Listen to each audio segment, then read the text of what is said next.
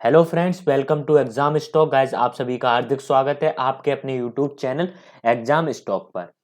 तो जैसा कि गाइस मैं आप सभी के लिए डेली प्रीवियस ईयर क्वेश्चन का बैंक लेकर आता हूं। इसमें मैं आपके साथ एनटीपीसी और ग्रुप डी की परीक्षाओं में जो आए हुए क्वेश्चन है वो इस सेशन में मैं डिस्कस करता हूं। तो गाइस ये सेशन आपके एग्जाम पॉइंट ऑफ व्यू से बहुत ज्यादा इंपॉर्टेंट है। बस आपको इस सेशन पर रेगुलर रहना बहुत जरूरी हो जाता है। तो बिना देरी किए हुए फटाफट से अपने सेशन की ओर चलते हैं और देखते हैं गाइस आज के अपने सेशन में आप सभी के लिए क्या है। तो गाइस सेशन का पहला क्वेश्चन है जिसमें आपसे पूछा जा रहा है, भारत का सबसे लंबा रेलवे पुल किस झील पर स्थित है? वेम्बनाड झील, पोलीकट झील, चिल्का झील या कुल्हेरू लेक। झील का मतलब लेक ही होता है, तो आपको बताना है। फटाफट से इसका उत्तर दीजिए हमारे कमेंट बॉक्स में। तो गाइज इसका राइट ऑप्शन होगा जो वेम्बनाड झील है उसके ऊपर भारत का सबसे लंबा रेलवे पुल है। आपको पता होना चाहिए इंडियन रेलवे का। नेक्स्ट क्वेश्चन की ओर बढ़ता हूं। हमारे जीवन में महत्वपूर्ण भूमिका निभाने वाले भारतीय रेलवे का राष्ट्रीयकरण कब किया गया था? 1945 में, 1951 में या फिर 1981 में या फिर 1990 में? इंडियन रेलवे का राष्ट्रीयकरण कब किया गया था आपको बताना है। आपके पास मात्र 5 सेकंड है। तो गाइज इसका राइट ऑप्शन होगा 1951 में इंडियन रेलवे का राष्ट्रीयकरण किया गया था। नेक्स्ट क्वेश्चन की ओर बढ़ते हैं। निम्नलिखित में से कौन सा अशोक के सारनाथ शेर की राजधानी के किराए पर नहीं दिखाई देता है? बैल, हिरन, हाथी, घोड़ा। जो अशोक का चिन्ह होता है ना, उस चिन्ह पर क्या नहीं दिखाई देता? ये आपसे पूछा जा रहा है। बहुत इंपॉर्टेंट क्वेश्चन है, बहुत सारी परीक्षाओं में ये क्वेश्चन आ चुका है। तो गाइज ये अशोक का चिन्ह है। आपको लॉयन भी दिखाई दे रहा है इसमें। नीचे देखिए तो घोड़े और बैल भी दिखाई दे रहे हैं आपको। बस इस चिन्ह में आपको हिरन नहीं दिखाई दे रहा है, तो आपको यही बताना था। नेक्स्ट क्वेश्चन की ओर बढ़ता हूं जिसमें आपसे पूछा जा रहा है, भारत की निम्नलिखित ऐतिहासिक हस्तियों में से किसे विष्णु गुप्ता के नाम से भी जाना जाता है? विल्हन, कालिदास, पतंजलि या फिर चाणक्य। आपको बताना है विष्णु गुप्ता के नाम से किसे जाना जाता है। कौन सी महान हस्तियां थी जो भारत की पुरानी? तो गाइस इसका राइट ऑप्शन होगा जो चाणक्य थे। चाणक्य को विष्णु गुप्ता के नाम से भी जाना जाता है। आपको पता होना चाहिए, बहुत इंपॉर्टेंट क्वेश्चन है आपके एग्जाम पॉइंट ऑफ व्यू से। द्रोणाचार्य पुरस्कार किसको दिया जाता है? जो द्रोणाचार्य अवार्ड होता है वो किस क्षेत्र में दिया जाता है और किस पर्सन को दिया जाता है आपको बताना है। पहला ऑप्शन स्पोर्ट्स को, शतरंज चैंपियन, हॉकी खिलाड़ी या फिर क्रिकेटर के प्लेयर को या फिर क्रिकेट की फील्ड में जो काम करता है उसे। तो गाइज इसका राइट ऑप्शन होगा स्पोर्ट्स कोच। जो भी स्पोर्ट्स होते हैं उनका जो कोच होते हैं उनको ये अवार्ड दिया जाता है।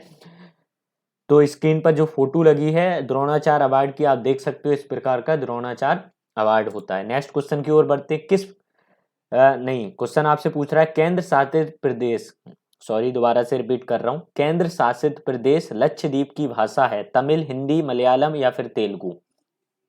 लक्षद्वीप जो यूनियन टेरिटरी अपने भारत की, उसकी आपको ऑफिशियल लैंग्वेज बतानी है, वहां पर कौन सी भाषा चलती है।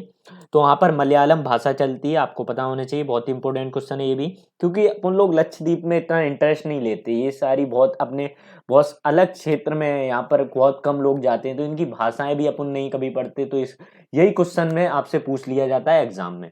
तो इसकी मलयालम भाषा है वहाँ की। नेक्स्ट क्वेश्चन की ओर बढ़ते हैं। केंद्रीय बजट 2019 के अनुसार भारत को किस वर्ष में अपनी पहली बुलेट ट्रेन मिलेगी? वही मैं आपसे बता दूं, वर्ल्ड की पहली बुलेट ट्रेन जापान ने चलाई थी 1964 के अंदर, और भारत में अभी तक बुलेट ट्रेन नहीं आ पाई है। तो 2019 का जो बजट आया था उसमें बताया गया था कि इस वर्ष से इस वर्ष के बीच में अपने भारत में बुलेट ट्रेन आ जाएगी। तो आपको बताना है। पहला ऑप्शन 2021 से 2022, 2022 से 2023, 2023 से 2024 या 2025 से 2026।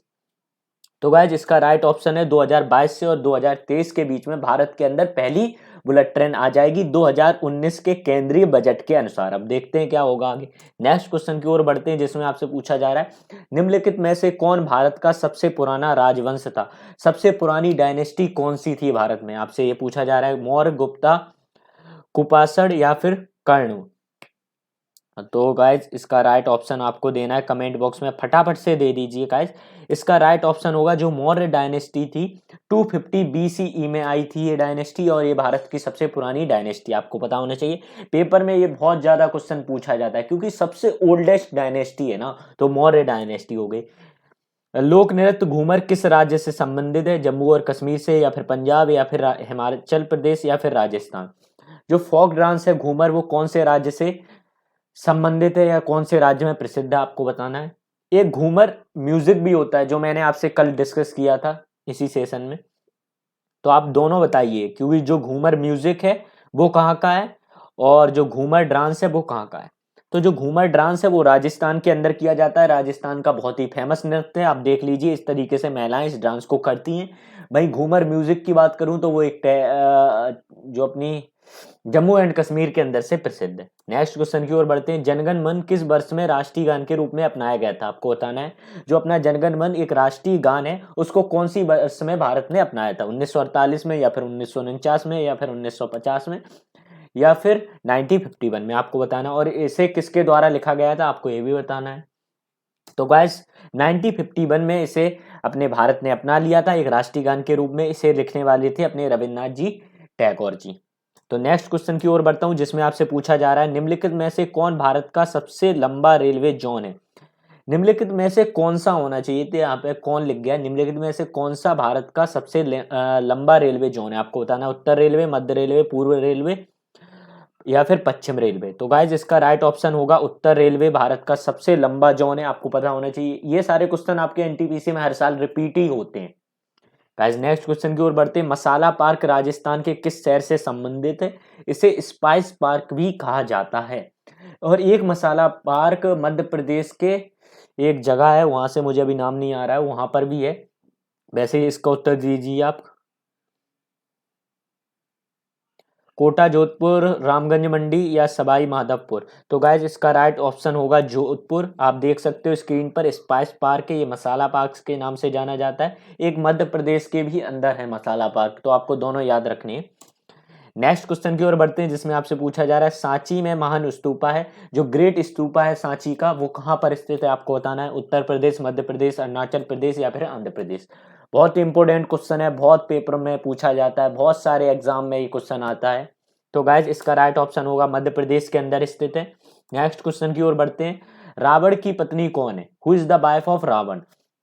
स्रोत कीर्ति, समाहिका, मांडवी या फिर मंदोदरी, आपको बताना है इसका राइट ऑप्शन। बहुत से लोगों को ये सिंपल सी बात नहीं पता है आज तक अपने भारत में। जो स्टूडेंट्स होते हैं वो इतना इंटरेस्ट नहीं लेते हैं ना, पर ये एग्जामिनर क्वेश्चन डाल देता है, ये आपके एग्जाम में आया हुआ क्वेश्चन है। तो गाइस राइट ऑप्शन होगा मंदोदरी। रावण की जो पत्नी है वो मंदोदरी थी।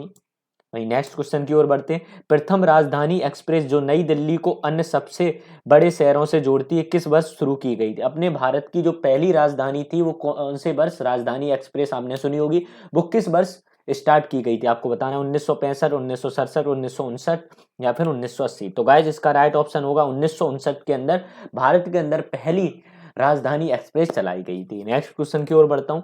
राष्ट्रीय धातु क्रम प्रयोगशाला किस पर स्थित है, जो मेटलर्जिकल लैब है वो कहाँ पर स्थित है। नेशनल मेटलर्जिकल लैब भारत के कौन सी स्टेट में स्थित है या फिर कौन सी जगह पर, तो जमशेदपुर, बिहाली, दुर्गापुर या राउरकेला।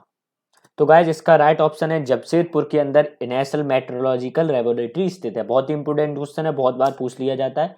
बुद्ध धर्म अपनाने के लिए अशोक को प्रभावित करने वाले भिक्षु थे।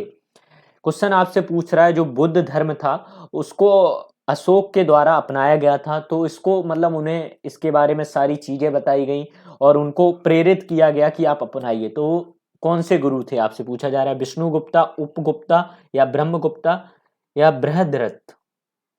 तो गाइज इसका राइट ऑप्शन है उपा गुप्ता जी ने इनको ये बोला था कि आप बौद्ध धर्म अपनाइए। नेक्स्ट क्वेश्चन की ओर बढ़ता हूँ। झरोका दर्शन की प्रथा को शुरू करने वाले मुगल सम्राट कौन थे। जो झरोका दर्शन एक प्रथा थी उसको स्टार्ट किया था मुगल वंश के जो साम्राज्य के राजा थे उनके द्वारा। तो आपको बताना कौन थे वो, अकबर, हुमायूं, बाबर या फिर जहांगीर। तो गाइज इसका राइट ऑप्शन होगा अकबर के द्वारा झरोका दर्शन की प्रथा चालू की गई थी। नेक्स्ट क्वेश्चन की ओर बढ़ता हूँ।